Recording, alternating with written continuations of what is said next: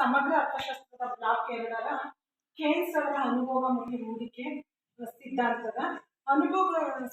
ಕೇನ್ಸ್ ಅವರ ಉದ್ಯೋಗ ಸಿದ್ಧಾಂತದಲ್ಲಿ ಪ್ರಮುಖ ಪಾತ್ರ ವಹಿಸುವಂತಹ 3 ಅಂಶಗಳು ಅನುಭವ ಕಾರ್ಯ ಮತ್ತು ಬಂಡವಾಳ ಹೂಡಿಕೆಯ ದಕ್ಷತೆ ಮತ್ತು ಬಡ್ಡಿಯ ದರ.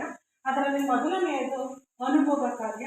ಅನುಭವ ಕಾರ್ಯದ ಬಗ್ಗೆ ಮಾಲ್ಥಸ್ ರವರು ವಿಸ್ತೃತವಾಗಿ ಹೇಳಿದರೂ ಸಹ ಅದನ್ನು ಕೇನ್ಸ್ ಅವರು ಸಮಗ್ರವಾಗಿ ಮತ್ತು ವೈಜ್ಞಾನಿಕವಾಗಿ ಬಳಸಿ ಅರ್ಥಶಾಸ್ತ್ರದಲ್ಲಿ ಆರ್ಥಿಕ ಕ್ರಾಂತಿಯನ್ನು ಉಂಟು ಮಾಡಿದ್ದು ಕೇನ್ಸ್ ಅವರಿಗೆ ಸಲ್ಲುತ್ತೆ. ಆ ಕೀರ್ತಿಯು ಕೇನ್ಸ್ ಅವರಿಗೆ ಸಲ್ಲುತ್ತೆ.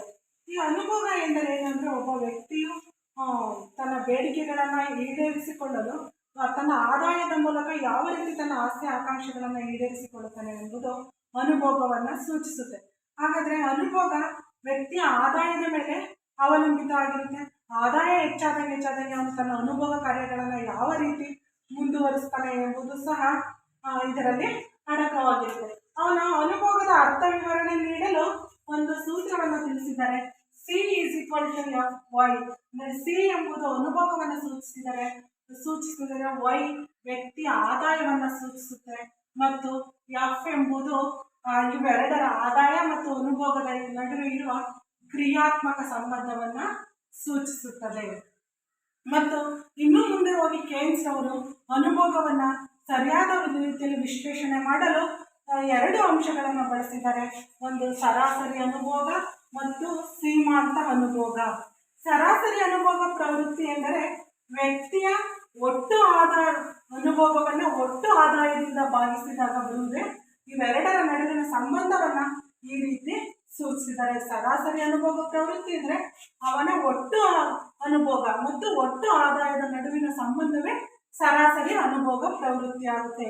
ಅದೇ ರೀತಿ ಶ್ರೀಮಂತ ಅನುಭೋಗ ಪ್ರವೃತ್ತಿ ಅಂದ್ರೆ ಆ ವ್ಯಕ್ತಿಯ ಆದಾಯ ಯಾವಾಗಲೂ ಸ್ಥಿರವಾಗಿರಲ್ಲ, ಅದು ಕಾಲಕಾಲಕ್ಕೆ ಅನುಗುಣವಾಗಿ ಬದಲಾಗ್ತಾ ಇರುತ್ತೆ, ಹೆಚ್ಚಾಗ್ತಾ ಇರುತ್ತೆ. ಆ ಹೆಚ್ಚುವರಿ ಆದಾಗ ಆದಾಯ ಯಾವ ರೀತಿ ಬಳಸ್ತಾನೆ ಅನ್ನೋದನ್ನ ಸೀಮಾಂತ ಅನುಭೋಗ ಪ್ರವೃತ್ತಿ ಎನ್ನಲಾಗಿದೆ.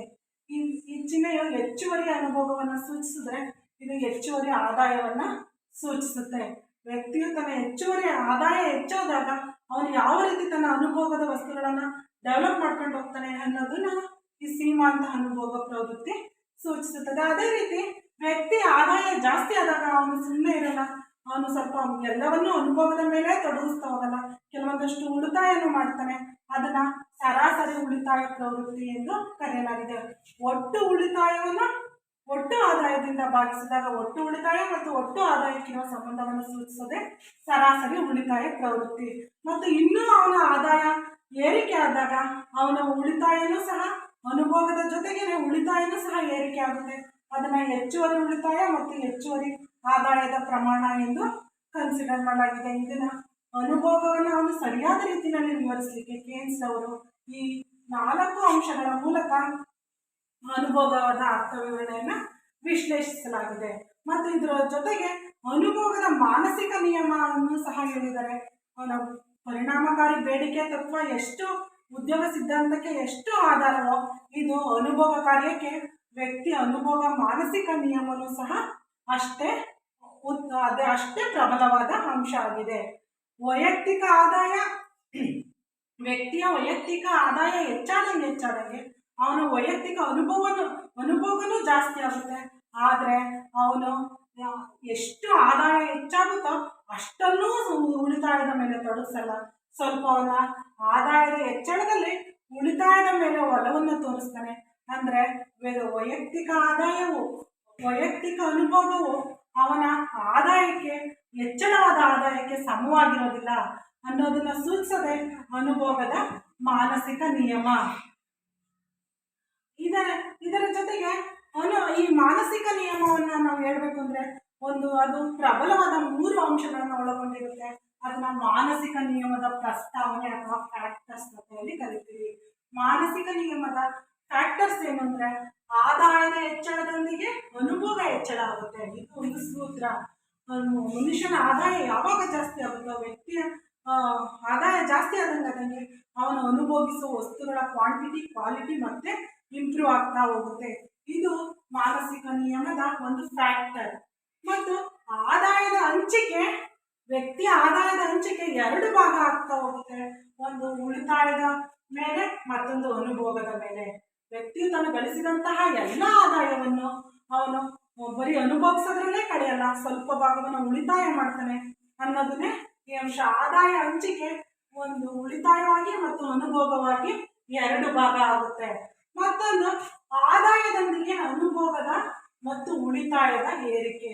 ವ್ಯಕ್ತಿಯ ಆದಾಯ ಹೆಚ್ಚಾದಂಗೆ ಅವನು ಅನುಭವನೂ ಹೆಚ್ಚು ಮಾಡ್ತಾನೆ ಮತ್ತು ಉಳಿತಾಯದ ಪ್ರಮಾಣವನ್ನು ಸಹ ಹೆಚ್ಚು ಮಾಡ್ಕೊತಾ ಹೋಗ್ತಾನೆ. ಇವು ಮೂರು ಮಾನಸಿಕ ನಿಯಮದ ಫ್ಯಾಕ್ಟರ್ಸ್ ಆಗಿದೆ. ಮತ್ತು ಮಾನಸಿಕ ನಿಯಮಕ್ಕೆ ತನ್ನದೇ ಆದ ಕಲ್ಪನೆಗಳನ್ನ ಕೇನ್ಸ್ ಅವರು ಕಲ್ಪಿಸಿದ್ದಾರೆ. ಏನಂದ್ರೆ ಮಾನಸಿಕ ನಿಯಮವು ಅಲ್ಪಾವಧಿಯಲ್ಲಿ ಸ್ಥಿರವಾಗಿರುತ್ತೆ. ಕೇನ್ಸರ ಉದ್ಯೋಗ ಸಿದ್ಧಾಂತದ ಪ್ರಕಾರ ಅವನು ದೀರ್ಘಾವಧಿಗಿಂತ ಅಲ್ಪಾವಧಿಗೆ ಹೆಚ್ಚಿನ ಮಹತ್ವ ಕೊಡ್ತಾ ಎಂಬುದು ನಮಗೆಲ್ಲ ಗೊತ್ತಿರೋ ವಿಷಯ. ಆ ಟೈಮಲ್ಲಿ ಅಲ್ಪಾವಧಿಯಲ್ಲಿ ಸ್ಥಿರ ಅಂದ್ರೆ ಮನುಷ್ಯನ ಮನಸ್ಸು ಯಾವಾಗಲೂ ಬದಲಾವಣೆಗೆ ಒಳಪಡ್ತಾ ಇರುತ್ತೆ. ಹಾಗಾಗಿ ಇದು ಅಲ್ಪಾವಧಿಯಲ್ಲಿ ಮಾತ್ರ ಸ್ಥಿರವಾಗುತ್ತೆ. ಜನಸಂಖ್ಯೆ ಹೆಚ್ಚಳ, ಬೆಲೆ ಏರಿಕೆ ಇಂಥ ಸಂದರ್ಭಗಳ ದೀರ್ಘಾವಧಿ ಆಗಬೇಕಾದಂಗೆ ಈ ಮಾನಸಿಕ ನಿಯಮ ಅನ್ವಯಿಸೋದಿಲ್ಲ ಎಂಬುದನ್ನ ಇದು ಅಲ್ಪಾವಧಿಯಲ್ಲಿ ಸ್ಥಿರವಾಗಿರುತ್ತೆ ಎಂದು ಹೇಳಿದ್ದಾರೆ. ಮತ್ತು ಅರ್ಥವ್ಯವಸ್ಥೆಯಲ್ಲಿ ಎಲ್ಲವೂ ಸಹಜ ಸ್ಥಿತಿಯಲ್ಲಿ ಇದ್ದಾಗ ಇದು ಕಾರ್ಯನಿರ್ವಹಿಸುತ್ತೆ. ಅಂದ್ರೆ ಯುದ್ಧ ಆಗಿರ್ಬೋದು, ಬರಗಾಲ ಮತ್ತು ಇನ್ನಿತರ ಪ್ರಕೃತಿ ವಿಕೋಪಗಳಾಗಿರ್ಬೋದು, ಮತ್ತೆ ಕರೋನಾದಂತಹ ಎಫೆಕ್ಟ್ಸ್ ಆಗಿರ್ಬೋದು, ಇವೆಲ್ಲ ಇದ್ದಾಗ ಇದು ಕೆಲಸ ಮಾಡೋದಿಲ್ಲ. ಅಂದ್ರೆ ಸಹಜ ಸ್ಥಿತಿಯಲ್ಲಿದ್ದಾಗ, ಇವ್ಯಾವು ಇಲ್ದಲೇ ಅರ್ಥವ್ಯವಸ್ಥೆ ಸಹಜ ಸ್ಥಿತಿಯಲ್ಲಿದ್ದಾಗ ಅಷ್ಟೇ ಇದು ಮಾನಸಿಕ ನಿಯಮ ಚಾಲ್ತಿಯಲ್ಲಿರುತ್ತೆ, ಅನ್ವಯದಲ್ಲಿ ಇರುತ್ತೆ ಎಂಬುದು. ಮತ್ತೆ ಈ ಮಾನಸಿಕ ನಿಯಮ ಶ್ರೀಮಂತರನ್ನ ಹೆಚ್ಚಾಗಿ ಪರಿಗಣಿಸಿದೆ. ಅಂದ್ರೆ ಬಡವರು ಯಾರು ಇರೋದೇ ಇಲ್ಲ ಅನ್ನೋ ಕಲ್ಪನೆಯಲ್ಲಿ ಇರುತ್ತೆ. ಬಡವರಿದ್ದಾಗ ಅವರು ಮೂಲಭೂತ ಅವಶ್ಯಕತೆಗಳಿಗೆ ಹೆಚ್ಚು ಒತ್ತನ್ನು ಕೊಡೋದ್ರಿಂದ ಅವರು ಮತ್ತೆ ಬೇರೆ ಉಳಿತಾಯದ ಕಡೆ ಆಯಿತು, ಮತ್ತೆ ಅನುಭವದ ಏರಿಕೆ ಕಡೆ ಆಯಿತು ಅವ್ರ ಗಮನ ಇರೋದಿಲ್ಲ. ಅವರ ಗಮನ ಇರೋದು ಕೇವಲ ಮೂಲಭೂತ ಅವಶ್ಯಕತೆಗಳ ಈಡೇರಿಕೆಯಲ್ಲಿ ಮಾತ್ರ. ಹಾಗಾಗಿ ಇದು ಶ್ರೀಮಂತರನ್ನ ಅಷ್ಟೇ ಪರಿಗಣಿಸುತ್ತೆ. ಮತ್ತೆ ಅನುಭೋಗದ ಮೇಲೆ ನಿಯಂತ್ರಣವಿರುವುದಿಲ್ಲ. ಬಂಡವಾಳಶಾಹಿ ವ್ಯವಸ್ಥೆಗಳಲ್ಲಿ ಅನುಭೋಗವನ್ನು ನಿಯಂತ್ರಿಸಲು ಸರ್ಕಾರದ ಯಾವುದೇ ಹಸ್ತಕ್ಷೇಪ ಇರೋದಿಲ್ಲ. ವ್ಯಕ್ತಿಯು ತನಗೆ ಇಷ್ಟವಾದ ವಸ್ತುಗಳನ್ನು ತನಗೆ ಬೇಕಾದಂತೆ ಬಳಸಿಕೊಳ್ಳಲು ಅವಕಾಶ ಇರುತ್ತೆ. ಇದಿಷ್ಟು ಅನುಭವ ಮಾನಸಿಕ ನಿಯಮದ ಕಲ್ಪನೆಗಳಾಗಿವೆ. ಮುಂದಿನ ಅಂಶ, ಅನುಭವ ಕಾರ್ಯದಲ್ಲಿ ಬರುವ ಮತ್ತೊಂದು ಅಂಶ ಮಾನಸಿಕ ನಿಯಮದ ಪ್ರಾಮುಖ್ಯತೆ. ಇದರ ಮಾನಸಿಕ ನಿಯಮದ ಪ್ರಾಮುಖ್ಯತೆಯಲ್ಲಿ ಈ ಕೇನ್ಸನು ಸೇನ ನಿಯಮವನ್ನು ನಿರಾಕರಣೆ ಮಾಡಿದ್ದಾನೆ. ಸೇನ ನಿಯಮ ಪ್ರತಿಯೊಂದು ವಸ್ತು ತನ್ನದೇ ಆದ ಪೂರೈಕೆಯನ್ನ ಮತ್ತು ಬೇಡಿಕೆಯನ್ನು ಸೃಷ್ಟಿಸಿಕೊಳ್ಳುತ್ತೆ ಎಂಬ ವಾದವನ್ನು ನಿರಾಕರಿಸಿ ಅನುಭೋಗದ ಬೇಡಿಕೆಯ ಕೊರತೆಯೇ ಆರ್ಥಿಕತೆಯ ನಾಶಕ್ಕೆ ಕಾರಣ ಎಂಬುದನ್ನು ಸೂಚಿಸಿದ್ದಾನೆ. ಮತ್ತು ಇದು ದೀರ್ಘಕಾಲದ ಜಡತೆಯನ್ನು ನಿವಾರಣೆ ಮಾಡುತ್ತೆ. ದೀರ್ಘಕಾಲದ ಜಡತೆ ಅಂದರೆ ಮುಂದುವರಿದ ರಾಷ್ಟ್ರಗಳಲ್ಲಿ ಅವರ ಅನುಭೋಗದ ಮಟ್ಟ ಹೆಚ್ಚಾಗಿರೋದ್ರಿಂದ ಅವ್ರು ಏನು ಮಾಡ್ತಾರೆ, ಹೂಡಿಕೆಗಳನ್ನು ಮತ್ತು ಉಳಿತಾಯದ ಕಡೆ ಹೆಚ್ಚು ಗಮನ ಕೊಡೋದ್ರಿಂದ ಅವರು ಹೂಡಿಕೆ ಕಡೆ ಗಮನ ಕೊಡೋದಿಲ್ಲ. ಹಾಗಾಗಿ ಅವರ ಅನುಭೋಗದ ಪ್ರಮಾಣವೂ ಸಹ ಸ್ಥಿರವಾಗಿರುತ್ತೆ. ಆ ಜಡತೆಯನ್ನು ನಿವಾರಣೆ ಮಾಡಬೇಕಾಗುತ್ತೆ. ಮತ್ತು ಉದ್ಯಮ ಚಕ್ರಗಳನ್ನು ವಿವರಣೆ ಮಾಡಿದೆ. ಈ ಮಾನಸಿಕ ನಿಯಮವು ಉದ್ಯಮ ಚಕ್ರಗಳು ಯಾವ ರೀತಿ ಏರಿಳಿತಗಳನ್ನು ಸಂಭವಿಸ್ತವೆ, ಅವುಗಳನ್ನು ತಡೆಯೋದು ಹೇಗೆ, ಬೆಲೆ ಏರಿಳಿತ ಮತ್ತು ಮಾರುಕಟ್ಟೆಯ ಬೆಲೆ ಇಳಿಕೆಗಳು ಇಂಥ ಸಂದರ್ಭಗಳಲ್ಲಿ ಉದ್ಯಮ ಚಕ್ರಗಳನ್ನು ಯಾವ ರೀತಿ ನಾವು ಸರಿದೂಗಿಸ್ಬೋದು ಎಂಬುದರ ವಿವರಣೆಯನ್ನು ನೀಡಿದ್ದಾನೆ. ಮತ್ತು ಈ ಹೂಡಿಕೆಯ ಹೆಚ್ಚಳದಿಂದಲೂ ಸಹ ನಾವು ಅನುಭೋಗವನ್ನು ಹೆಚ್ಚಿಸಬಹುದು. ಹೂಡಿಕೆ ಹೆಚ್ಚಾದಾಗ ಉದ್ಯೋಗಾವಕಾಶ ಹೆಚ್ಚಾಗುತ್ತೆ. ಉದ್ಯೋಗಾವಕಾಶ ಹೆಚ್ಚಾದಾಗ ವ್ಯಕ್ತಿಯ ಆದಾಯ ಹೆಚ್ಚಾಗುತ್ತೆ. ವ್ಯಕ್ತಿಯ ಆದಾಯದಿಂದ ಅವನ ಅನುಭೋಗದ ಪ್ರಮಾಣವೂ ಹೆಚ್ಚಾಗುತ್ತೆ. ಹಾಗಾಗಿ ಹೂಡಿಕೆಯ ಮೂಲಕವೂ ನಾವು ಅನುಭೋಗವನ್ನು ಪ್ರಭಾವಿಸಬಹುದು ಎಂದು ಹೇಳಿದ್ದಾರೆ. ಮತ್ತು ಸರ್ಕಾರದ ಹಸ್ತಕ್ಷೇಪ ಅಗತ್ಯ ಇದೆ. ಕೆಲವೊಂದ್ಸಲ ಬೆಲೆ ಏರಿಕೆಯಿಂದ ಮತ್ತು ಉದ್ಯಮಗಳಲ್ಲಿ ಸಂಭವಿಸುವ ಏರಿಳಿತಗಳಿಂದ ಅನುಭೋಗದ ಕೊರತೆ ಉಂಟಾಗುತ್ತೆ, ಬೇಡಿಕೆಯ ಕೊರತೆ ಉಂಟಾಗುತ್ತೆ. ಅಂಥ ಟೈಮಲ್ಲಿ ಸರ್ಕಾರಗಳು ಮಧ್ಯಪ್ರವೇಶಿಸಿ ಕ್ರಮಗಳನ್ನು ಕೈಗೊಂಡು ಅವುಗಳನ್ನು ಸರಿದೂಗಿಸಬೇಕಾದಂತಹ ಅನಿವಾರ್ಯ ಇರಬೇಕಾಗುತ್ತೆ. ಅದಕ್ಕಾಗಿ ಸರ್ಕಾರದ ಹಸ್ತಕ್ಷೇಪ ಅನುಭೋಗದ ಮೇಲೆ ಪರಿಣಾಮವನ್ನು ಬೀರುತ್ತೆ. ಮತ್ತು ಆದಾಯ ಸೃಷ್ಟಿಯ ವಿವರಣೆ, ವ್ಯಕ್ತಿಯು ಯಾವ ರೀತಿ ತನ್ನ ಆದಾಯವನ್ನು ಹೆಚ್ಚಿಸಿಕೊಳ್ಳಬೇಕು, ಸರ್ಕಾರಗಳು ಯಾವ ರೀತಿ ಹೆಚ್ಚಿಸಿಕೊಳ್ಳಬೇಕು ಎಂಬುದರ ಬಗ್ಗೆ ಕೇನ್ಸ್ ಈ ಮಾನಸಿಕ ನಿಯಮದಲ್ಲಿ ವಿವರಿಸಿದ್ದಾರೆ. ಮತ್ತು ಅಪೂರ್ಣ ಉದ್ಯೋಗದ ಸಮತೋಲನವನ್ನು ಯಾವ ರೀತಿ ಕಾಯ್ದುಕೊಳ್ಳಬೇಕು, ಉದ್ಯೋಗದ ಅವಕಾಶಗಳನ್ನು ಹೂಡಿಕೆಯ ಮೂಲಕ ಹೇಗೆ ಹೆಚ್ಚಿಸ್ಬೋದು ಎಂಬುದನ್ನು ಹೇಳಿ ಅಪೂರ್ಣ ಉದ್ಯೋಗದಲ್ಲಿ ಸಮತೋಲನವನ್ನು ಕಾಯ್ದುಕೊಳ್ಳೋದನ್ನು ಹೇಳಿದ್ದಾರೆ. ಮತ್ತು ಬಂಡವಾಳ ಸೀಮಾಂತ ದಕ್ಷತೆಯ ಇಳಿಮುಖ ಆಗುತ್ತೆ. ವ್ಯಕ್ತಿಯಲ್ಲಿ ಹೂಡಿಕೆಯ ಪ್ರಮಾಣ ಮತ್ತು ಉಳಿತಾಯದ ಪ್ರಮಾಣ ಹೆಚ್ಚಾದಾಗ ಬಂಡವಾಳದ ತೊಡಗಿಸೋದ್ರಲ್ಲಿ ಅವರ ದಕ್ಷತೆ ಕಡಿಮೆ ಆಗ್ತಾ ಬರುತ್ತೆ. ಅದನ್ನು ಯಾವ ರೀತಿ ಅಧ್ಯಯನಕ್ಕೊಳಪಡಿಸಬೇಕು ಎಂಬುದನ್ನು ಮಾನಸಿಕ ನಿಯಮದಲ್ಲಿ ಹೇಳಲಾಗಿದೆ. ಮತ್ತು ಉಳಿತಾಯ ಬಾಹುಳ್ಯದ ಅಪಾಯ. ಒಂದು ವೇಳೆ ವ್ಯಕ್ತಿಯಲ್ಲಿ ಅನುಭವದ ಪ್ರಮಾಣ ಕಡಿಮೆ ಆದರೆ ಅವನು ಉಳಿತಾಯದ ಕಡೆ ಹೆಚ್ಚಿನ ಒಲವನ್ನು ಹೊಂದಿ ಉಳಿತಾಯನ ಮಾಡ್ಕೋತಾ ಹೋದರೆ ಆಗ ಅರ್ಥವ್ಯವಸ್ಥೆಯಲ್ಲಿ ಹೂಡಿಕೆ ಮಾಡುವವರು ಕಡಿಮೆ ಆಗ್ತಾರೆ. ಹೂಡಿಕೆ ಕಡಿಮೆ ಆದರೆ ಉದ್ಯೋಗದ ಪ್ರಮಾಣ ಕಡಿಮೆ ಆಗುತ್ತೆ. ಉದ್ಯೋಗದ ಪ್ರಮಾಣ ಕಡಿಮೆ ಆದಾಗ ನಿರುದ್ಯೋಗ ಸಮಸ್ಯೆ ಹೆಚ್ಚಾಗುತ್ತೆ. ಆದಾಯದ ಪ್ರಮಾಣ ಕಡಿಮೆ ಆಗುತ್ತೆ. ಹಾಗಾಗಿ ದೇಶದ ಅರ್ಥವ್ಯವಸ್ಥೆ ಹಿಂದುಳಿಯುವ ಸಾಧ್ಯತೆ ಇರುತ್ತೆ. ಇದೆಲ್ಲ ಹೇಗೆ ಮಾನಸಿಕ ನಿಯಮದಲ್ಲಿ ಇವೆಲ್ಲವನ್ನೂ ಸಹ ವಿವರಿಸಿದೆ. ಮತ್ತು ಅನುಭವವನ್ನು ನಿರ್ಧರಿಸುವ ಅಂಶಗಳು ಯಾವುವು? ಹಾಗಾದರೆ ಅನುಭವವನ್ನು ನಿರ್ಧರಿಸುವ ಅಂಶಗಳನ್ನು ನಾವು 2 ಭಾಗಗಳನ್ನಾಗಿ ಮಾಡಬೇಕು. ಒಂದು ವೈಯಕ್ತಿಕ ಅಂಶಗಳು, ಮತ್ತೊಂದು ವಾಸ್ತವಿಕ ಅಂಶಗಳು.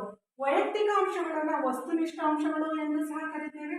ಅನುಭವ ಯಾವಾಗ ಕಡಿಮೆ ಆಗುತ್ತೆ ಅಂದರೆ ವ್ಯಕ್ತಿಯು ಭವಿಷ್ಯಕ್ತಿಗಾಗಿ ಹಣವನ್ನು ಕೂಡಿಡಲಿಕ್ಕೆ ಶುರು ಮಾಡಿದಾಗ ಅವನಿಗೆ ಅನುಭವದ ಮೇಲೆ ಕಡಿಮೆ ವೆಚ್ಚ ಮಾಡುತ್ತಾನೆ. ಆಗ ಅನುಭವದ ವ್ಯವಸ್ಥೆ ಕಡಿಮೆ ಆಗುತ್ತೆ.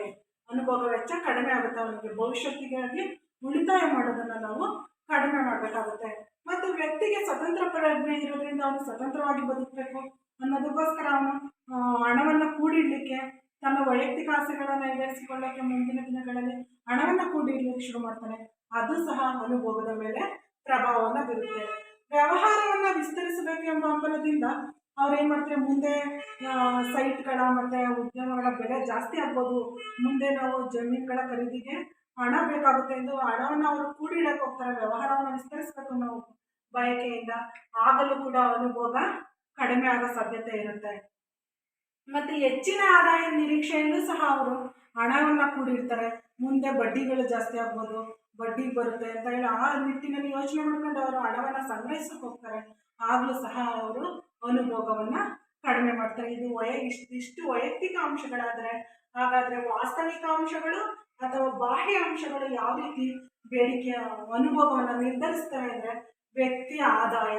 ನಮಗೆ ಅನುಭವದಲ್ಲಿ ಬಹುಮುಖ್ಯ ಪಾತ್ರ ವಹಿಸೋದು ವ್ಯಕ್ತಿಯ ಆದಾಯ ಹೆಚ್ಚಾದಂಗೆ ಅವನ ಅನುಭವದ ಪ್ರಮಾಣ ಹೆಚ್ಚಾಗುತ್ತೆ, ಕಡಿಮೆ ಆದಂಗೆ ಅವನ ಅನುಭವನೂ ಕಡಿಮೆ ಆಗುತ್ತೆ.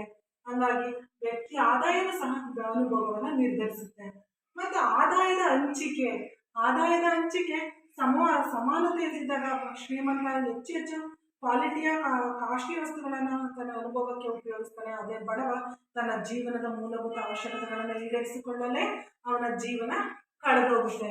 ಹಾಗಾಗಿ ಆದಾಯ ಹಂಚಿಕೆಯಲ್ಲೂ ಸಹ ಅನುಭೋಗವನ್ನು ನಿರ್ಧರಿಸುತ್ತೆ. ಸರ್ಕಾರದ ತೆರಿಗೆಯ ನೀತಿಗಳು ಸಹ ಅನುಭೋಗದ ಮೇಲೆ ಪ್ರಭಾವ ಬೀರುತ್ತವೆ. ಮತ್ತು ಅನಿರೀಕ್ಷಿತ ಲಾಭ ಬಂದಾಗ ವ್ಯಕ್ತಿ ಅನುಭೋಗವನ್ನು ಜಾಸ್ತಿ ಮಾಡ್ತಾನೆ, ಅದೇ ನಷ್ಟ ಆದಾಗ ಅನುಭೋಗವನ್ನು ಕಡಿಮೆ ಮಾಡ್ಲಿಕ್ಕೆ ನೋಡ್ತಾನೆ. ಇದು ಸಹ ಅನಿರೀಕ್ಷಿತ ಲಾಭ ನಷ್ಟಗಳು ಸಹ ಅನುಭವದ ಮೇಲೆ ನಿರ್ಧರಿಸುವಲ್ಲಿ ಪ್ರಮುಖ ಪಾತ್ರ ವಹಿಸುತ್ತವೆ. ಜನಸಂಖ್ಯೆ ಜಾಸ್ತಿ ಆದಂಗೆ ಅನುಭವದ ಪ್ರಮಾಣ ಕಡಿಮೆ ಆಗ್ತಾ ಹೋಗುತ್ತೆ. ಒಂದು ಕುಟುಂಬದಲ್ಲಿ ಜನರ ಜಾಸ್ತಿ ಇದ್ದಾಗ ಅವರು ಎಲ್ಲರಿಗೂ ಸರಿದೂಗಿಸುವಂಥ ವಸ್ತುಗಳನ್ನು ಖರೀದಿಸಬೇಕಾಗುತ್ತೆ. ಹಾಗಾಗಿ ಅವರ ಅನುಭವದ ಮಟ್ಟ ಲಿಮಿಟ್ ಆಗಿರುತ್ತೆ. ಮತ್ತು ಅನುಕರಣೆಯನ್ನು ಸಹ ಕೆಲವೊಂದು ಸಲ ಅನುಭವದ ಮೇಲೆ ಪ್ರಭಾವ ಬೀರುತ್ತೆ. ಯಾರ್ದಾರು ಒಂದು ಹೊಸದು ಏನಾರು ನೋಡಿದಾಗ ನಾವು ಅದೇ ರೀತಿ ವಸ್ತುಗಳನ್ನು ಕೊಂಡ್ಕೋಬೇಕು. ನಾವು ವಿದೇಶಿಯರ ವ್ಯಾಮೋಹಕ್ಕೊಳಗಾಗಿ ಅವ್ರ ಥರ ಬಟ್ಟೆ ಮತ್ತು ಅವ್ರ ಥರ ಬೈಸಿಕಲ್ಸ್, ಕಾರ್ಸ್ ಇವೆಲ್ಲ ಕೊಂಡ್ಕೊಳ್ಳೋದ್ರಿಂದ ನಾವು ಬೇರೆಯವ್ರನ್ನ ಅನುಕರಣೆ ಮಾಡೋದ್ರಿಂದಲೂ ಸಹ ನಮ್ಮ ಅನುಭವ ನಿರ್ಧರಿತವಾಗುತ್ತೆ. ಬೇರೆಯವರನ್ನ ನೋಡು ಸಹ ಕೆಲವೊಂದು ವಸ್ತುಗಳನ್ನು ಖರೀದಿಸ್ತೀವಿ ಎಂಬುದು ಇದರ ತಾತ್ಪರ್ಯ. ಇದಿಷ್ಟು ಅನುಭವವನ್ನು ನಿರ್ಧರಿಸುವ ಅಂಶಗಳಾದರೆ, ಹಾಗಾದರೆ ಅನುಭವವನ್ನು ಹೆಚ್ಚಿಸಲಿಕ್ಕೆ ನಾವು ಯಾವ್ಯಾವ ರೀತಿಯ ಕ್ರಮಗಳನ್ನು ಕೈಗೊಳ್ಬೋದು? ಆದಾಯದ ಮರು ಹಂಚಿಕೆಯನ್ನು ಮಾಡಬೇಕಾಗುತ್ತೆ. ಈಗಾಗಲೇ ಆದಾಯದ ಅಸಮಾನತೆ ಇರೋದ್ರಿಂದ ಬಡವನಾಗಿ ಶ್ರೀಮಂತನಾಗಿ ಅರ್ಥವ್ಯವಸ್ಥೆಯಲ್ಲಿ ಮುಂದುವರಿತಾ ಇರೋದ್ರಿಂದ ನಾವು ಆದಾಯದ ಮರು ಹಂಚಿಕೆ ಕಡೆ ಗಮನ ಕೊಡಬೇಕಾಗುತ್ತೆ. ಮರು ಹಂಚಿಕೆ ಬಡವರ ಪರವಾಗಿದ್ದಾಗ ಬಡವರು ಸಹ ಅನುಭವದ ವಸ್ತುಗಳನ್ನು ಕೊಂಡುಕೊಳ್ಳಿಕ್ಕೆ ಅವರಿಗೆ ಸಹಾಯ ಆಗುತ್ತೆ. ಮತ್ತೆ ಕೂಲಿಯ ದರ ಹೆಚ್ಚಳ, ಆಯಾ ಕಾಲಕ್ಕೆ ಬೆಲೆ ಏರಿಕೆ ಆದಂತೆ ನಾವು ಕೂಲಿಯ ದರವನ್ನು ಹೆಚ್ಚಳ ಮಾಡೋದ್ರಿಂದ ಅನುಭೋಗದ ವಸ್ತುಗಳನ್ನು ಕೊಂಡ್ಕೊಳ್ಳಿಕ್ಕೆ ಮತ್ತು ವ್ಯಕ್ತಿಯ ಅನುಭವದ ಮಟ್ಟವನ್ನು ಹೆಚ್ಚಿಸಲಿಕ್ಕೆ ಸಹಾಯ ಆಗುತ್ತೆ. ಮತ್ತೆ ಸಾಮಾಜಿಕ ಭದ್ರತೆಯನ್ನು ಒದಗಿಸುವುದು ವೃದ್ಧಾಪ್ಯದಲ್ಲಿ ಮತ್ತೆ ಇನ್ನಿತರ ಸಂಕಷ್ಟ ಪರಿಸ್ಥಿತಿಗಳಲ್ಲಿ ಎದುರಿ ಅವರು ಭವಿಷ್ಯತ್ತಿಗಾಗಿ ಹಣವನ್ನು ಕೂಡಿಡೋಕೆ ನೋಡೋದ್ರಿಂದ ನಾವು ಸಾಮಾಜಿಕ ಭದ್ರತೆಗಳನ್ನು ಒದಗಿಸಿದಾಗ ವೃದ್ಧಾಪ್ಯ ವೇತನ, ವಿಧವಾ ವೇತನ, ಅಂಗವಿಕಲರಿಗೆ ಈ ಥರ ಎಲ್ಲ ನಾವು ಸಾಮಾಜಿಕ ಭದ್ರತೆಗಳನ್ನು ಒದಗಿಸಿದಾಗ ಅವರ ಅನುಭವದ ಪ್ರಮಾಣ ಜಾಸ್ತಿ ಆಗುತ್ತೆ, ಭವಿಷ್ಯತ್ತಿಗಾಗಿ ಅವರು ಕೂಡಿಡುವುದು ಕಡಿಮೆ ಆಗುತ್ತೆ. ಮತ್ತೆ ಜಾಹೀರಾತುಗಳ ಮೂಲಕನೂ ಸಹ ನಾವು ಮಾನವನ ಅನುಭವದ ಮಟ್ಟವನ್ನು ಹೆಚ್ಚಿಸಬಹುದು. ಜಾಹೀರಾತುಗಳನ್ನು ನೀಡೋದ್ರ ಮೂಲಕ ಜಾಹೀರಾತುಗಳಿಗೆ ಪ್ರಭಾವಿತರಾಗಿ ಅನುಭವದ ವಸ್ತುಗಳನ್ನು ಕೊಂಡುಕೊಳ್ಳೋ ಸಾಧ್ಯತೆ ಇದೆ. ಮತ್ತು ನಗರೀಕರಣ, ಗ್ರಾಮೀಣ ಪ್ರದೇಶಗಳಿಗಿಂತ ನಗರ ಪ್ರದೇಶಗಳಲ್ಲಿ ಅವರ ಅನುಭವದ ಮಟ್ಟ ಹೆಚ್ಚಾಗಿರುತ್ತೆ, ಅವರ ಜೀವನ ಮಟ್ಟ ಹೆಚ್ಚಾಗಿರುತ್ತೆ. ಹಾಗಾಗಿ ನಾವು ನಗರೀಕರಣಗಳಿಗೆ ಆದ್ಯತೆ ನೀಡಿದಾಗ ಅನುಭವದ ವಸ್ತುಗಳು ಮತ್ತು ಅನುಭವದ ಪ್ರಮಾಣ, ವ್ಯಕ್ತಿ ಅನುಭವ ಜಾಸ್ತಿ ಆಗುತ್ತೆ. ಇದಿಷ್ಟು ಫ್ರೆಂಡ್ಸ್ ಅನುಭವ ಕಾರ್ಯಕ್ಕೆ ಸಂಬಂಧಪಟ್ಟಂತಹ ಅಂಶಗಳು. ಇವುಗಳನ್ನು ಓದಿ ಇನ್ನೂ ಹೆಚ್ಚಿನ ಅಂಕಗಳನ್ನು ಗಳಿಸುವಲ್ಲಿ ನೀವು ಹೆಚ್ಚಿನ ಗಮನವನ್ನು ಕೊಡ್ಬೋದು.